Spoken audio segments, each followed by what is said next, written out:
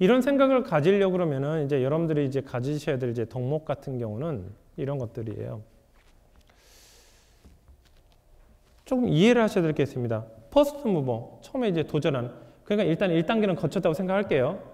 어느 누구도 가보지 않은 상태까지는 이제 왔다고 했을 때, 그전에는 뭐 저기 패스트 팔로우니까 빨리 하다 지름길을 왔습니다. 이제는 도전해야 될 타이밍이에요. 퍼스트 무버의 장점은 큽니다. 커요. 예를 들어서 옥션이나 뭐 이베이, 해외에 있는 이베이에서 이제 판매를 한다고 해보겠습니다. 제가 이 어떤 상품을 개발을 해서 발굴해서 리스팅을 한다 그러면 처음에 판매를 얼마에 판매를 하냐면요. 비싸게부터 시작해요. 비싸게부터.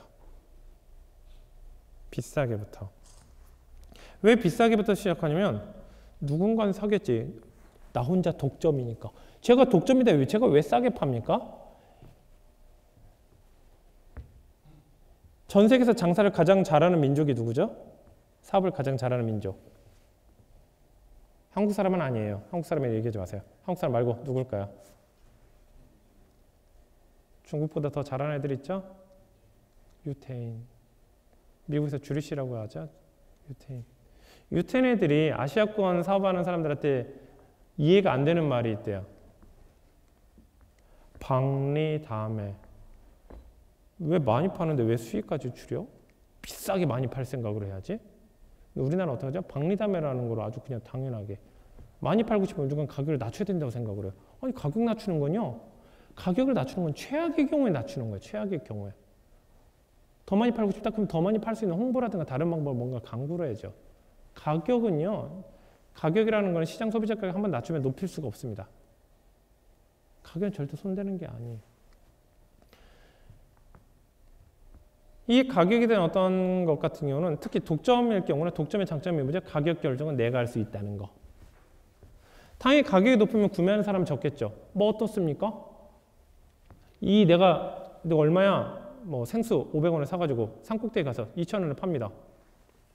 아침에 가자마자 한 5,000원 부르는 거예요. 그럼 분명히 그래도 사는 인간이 있습니다. 분명히요. 있어요. 뭐 남자친구 여자친구 올라갔는데 여자친구가 오빠 나 힘들어 죽겠어. 정말 죽을 것 같아. 오빠 저 물 사줘. 기다려 사올게. 할머니 얼마요? 5,000원. 애매모호한 거예요. 그러면 이제 사죠. 절대 여자친구한테 가격 얘기 안 합니다. 그렇게 사는 인간들이 있어요. 그러다 한 3시 정도 되면 좀 재고가 많이 남았다. 그때 가격 좀 더 다운시키고 이렇게 하면서 제가 정해진 양에서 제가 컨트롤할 수 있어요. 그래서 최고 가격부터 해서 시장의 상황에 맞춰서 제가 천천히 낮춰가면서, 왜냐면 저밖에 공급을 안 하니까 천천히 맞춰가면서 팔면 됩니다. 그러니까 이 삼각형에서 이 주황색이 제 수익의 전부라고 보시면 됩니다. 수익의 전부라고요. 크죠? 그런데 이제 어떤 이제 그 팔로워 같은 경우는요, 한 중간 포인트에 이제 들어가겠죠. 중간 포인트. 퍼스트 무버보다 가격도 후려치는 거예요, 밑으로. 당연히 얘가 판매를 하겠죠. 그렇지만 얘의 삼각형의 크기와 이 분홍색의 삼각형의 크기랑 비교를 해보십시오. 이 분홍색은요, 다시 재투자가 이루어질 수가 있어요. 재투자가 이루어져서 다시 더 양산 시스템을 구축할 수가 있습니다. 그러나 이 정도 수익을 남기게 되면요, 재투자가 일어나기 힘들어요. 그러니까 계속 이게 루프가 도는 거예요. 안 좋은 계속 반복이, 무한 반복. 계속 계속 도는 거죠. 그래서 내가 왜 이럴까? 왜 앞에서 남고 왜 뒤에서 까지는 거냐? 계속 그냥 혼자 반문만 하고 있는 거예요. 이거는요, 세팅을 잘못해서 그래요. 처음 세팅부터. 그래서 이 팔로워는 단점이 뭐냐면 수익을 극대화시킬 수는 없어요. 그 다음에 내가 더 높은 가격을 받고 싶어도 이미 퍼스트 무버가 있기 때문에 그 이상을 받을 수도 없습니다. 또. 그 다음에 또 이게 규모의 경제가 이러죠. 퍼스트 무버로서의 어떤 첫 시작을 하게 되면 처음에 힘들 수도 있어요. 그런데 이게 하면 할수록 점점 규모의 경제가 이러면서 비용이 점점 낮아져요.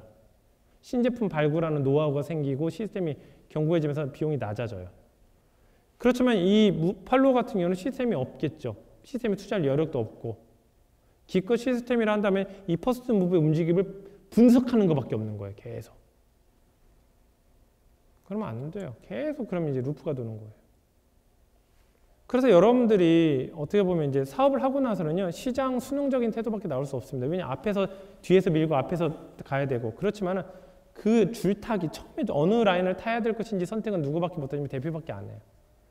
저보고 정말 해외 전자상 거래를 선택하신 건 정말 잘하셨습니다. 정말 어떻게 그런 노하우가 있으셨습니까? 하는데 저 솔직히 얘기해서요, 그냥 운이 좋았어요. 제가 첫 사업을 할 때 어떻게 보면 뭐 정육점을 차릴 수도 있었겠고, 어떻게 보면 중국집 할 수도 있었겠고, 아니, 학원 운영할 수도 있었겠죠. 근데 솔직히 그건 어느 정도 운이 좀 따랐던 것 같습니다.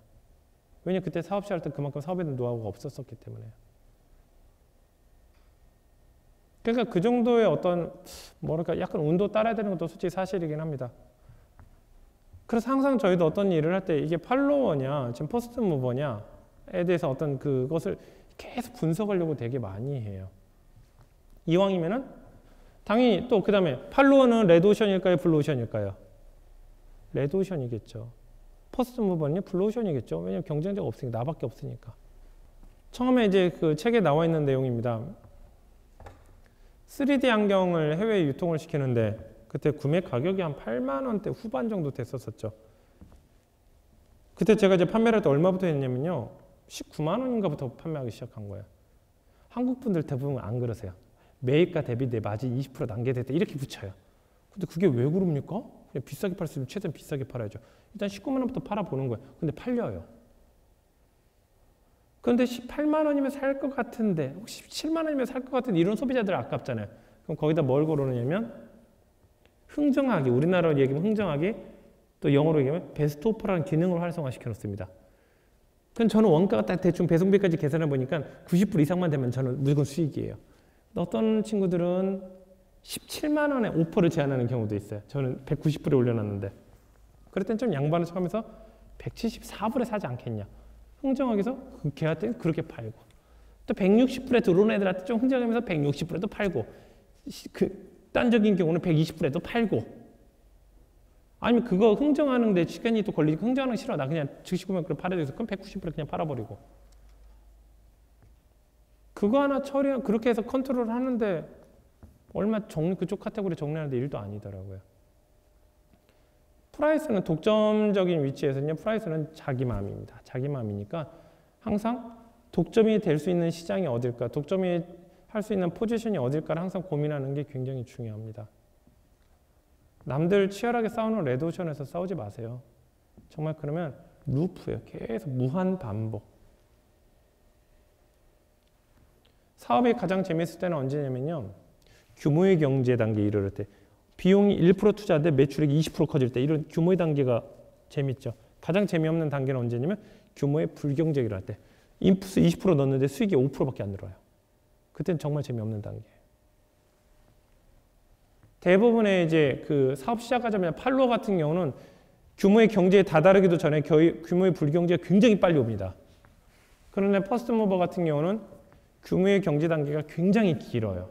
충분히 회사가 안정되고 커질 수 있을 때까지. 대신 둘 다 규모의 불경제가 오기는 합니다. 그러나 이제 대표자가 항상 노려야 될 건 뭐냐면 규모의 불경제가 빨리 오지 않도록 길게 끄는 거예요. 규모의 불경제, 인풋 대 아웃풋의 비율이 이제 깨진다는 얘기죠. 결국엔 비용 체증적인 상황이라고 한다 그러면은, 그럼 얘기했죠. 규모의 불경제가 오는 시점을 최대한 끈다는 바꿔서 얘기하면요, 비용을 낮춘다는 얘기고, 비용을 낮춘다는 얘기는 시스템을 구축해 놓는다는 얘기입니다.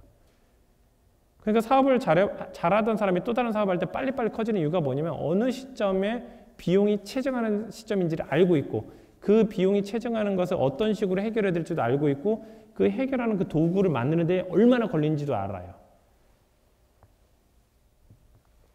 항상 이렇습니다. 사업 처음 1년차 때 벌어지는 이슈가 있어요. 한 3년차 때도 이슈가 있습니다. 뭐 예를 들어서 직원이 많아져서 인프라가 굉장히 요구가 되죠. 아, 이때쯤 되니까 내부 시스템이 필요하구나. 그런데 그때 시스템을 개발하려고 그러면 시스템은요, 돈만 주면 다음 달 나오는 게 아니라 시스템이 최소 1, 2년이나 시간이 들어가는 거예요. 그러면 그 시스템은 언제 필요한 거냐면 사업 처음 시작할 때 이때 필요해요. 여기서부터 이제 괴리가 발생하는 겁니다. 니즈는 3년 뒤에 나와요. 니즈는 3년 뒤에 나오는데 이 시스템의 니즈가 발생하기 전 최소 2년 전에 개발이 들어가야 되는 거예요. 근데 그 개발이 들어갈 때는 나는 니즈가 없어요. 여기서부터 이제 사업이 이제 괴리가 생기기 시작하는 거죠. 그럼 어떡하죠? 3년 뒤에 시스템에 니즈가 생기죠. 근데 이걸 개발하자니 2년 뒤에 쓸 수 있대요. 그럼 이제 대표님들이 대부분 어떻게 하냐면 야, 시스템 개발하지 말자. 그냥 인력으로 그냥 해결하자. 그럼 이제 더 루프가 더 빨리 도는 거예요, 이제. 그러니까 어떤 그 자원에 대한 어떤 배치라든가 자원이 이제 구축이 되는데 필요한 에너지와 시간과 비용을 항상 설계가 들어가는 게 대표님들한테 좀 많이 중요하죠.